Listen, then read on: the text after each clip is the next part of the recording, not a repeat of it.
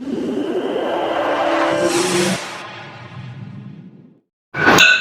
friend, how are you? Fine. அது சரி.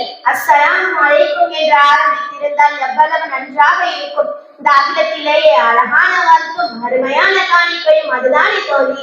சலாம் எல்லாம் இருக்கட்டும். இது என்ன வினோதமானது?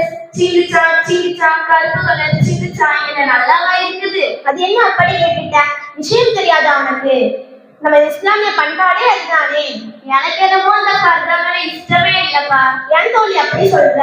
பின்ன என்னப்பா, கொடுக்கிற வேலையிலே கொடுக்கிற மழையிலே பர்தாவை போட்டுக்கொண்டு இழுத்து போத்திக்கொண்டு முக்கால் மூடிக்கொண்டு வீதியிலே நடக்கணும் என்று வியாக்கியானம் பேசுவதெல்லாம் நல்லாவா இருக்கு?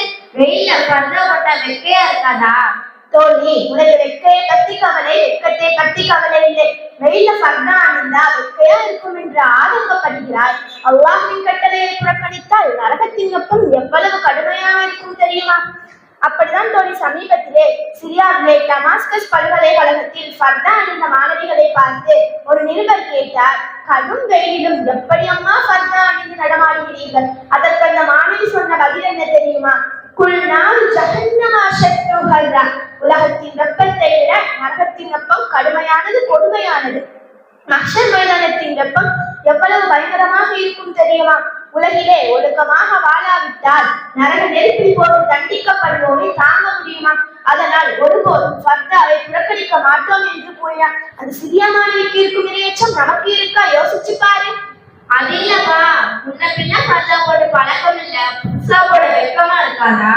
அட்ரா சட்ட அப்படி போல் அல்வாத அல்லாஹின் கோபத்தையும் அண்ணலாரின் சாபத்தையும் அதிகமாக பெற்றுத்தரும் அரைமுறையான ஆடைகளை அணிவதற்கு வெட்கமில்லை. மெல்லிசான உடை அணிந்து மேக்கப் போட்டுக்கொண்டு ஊரெல்லாம் சுற்றி வர உள்ளத்துல உறுத்தல் இல்ல.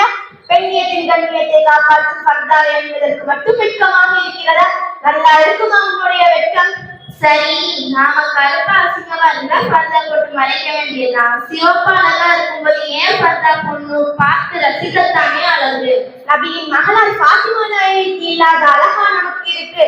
தான் வெளியே செல்லும் போது தன் அழகை மற்ற ஆண்கள் பார்த்துவிடக் கூடாது என்பதற்காக தன்னை வயதான மூதாட்டி போலாக்கிக் கொள்வாராம் அந்த ஃபாத்திமா நாயகி எங்கே, நாம் எங்கே? ஃபாத்திமா நாயகி உயிரோடு இருக்கும் போது அழுதாங்களாம். எதுக்கு தெரியுமா? எதுக்கு அழுறாங்க? சொல்றேன் கேளு.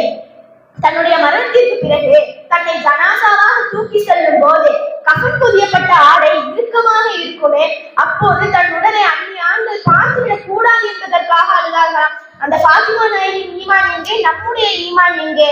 அடடா, பர்தாவில் இவ்வளவு விஷயம் உள்ளதா? இது தெரியாமல் இவ்வளவு இருந்து விட்டேனே.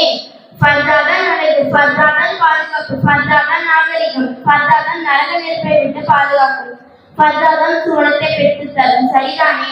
ஆமா, இப்ப புரிஞ்சுக்கிட்டே. அல்ஹம்துலில்லாஹ். இதோ இப்போதே அந்த கண்ணியமான பர்தாவை அணிய போகின்றேன். அப்படியா? மிக்க சந்தோஷம். அல்லாஹ் நம் அனைவருக்கும் நல்வழி காட்டுவானாக. ஆமீன் ஆமீன் யா ரப்பல் ஆலமீன். அஸ்ஸலாமு அலைக்கும் வரஹ்மத்துல்லாஹி வபரகாத்துஹு.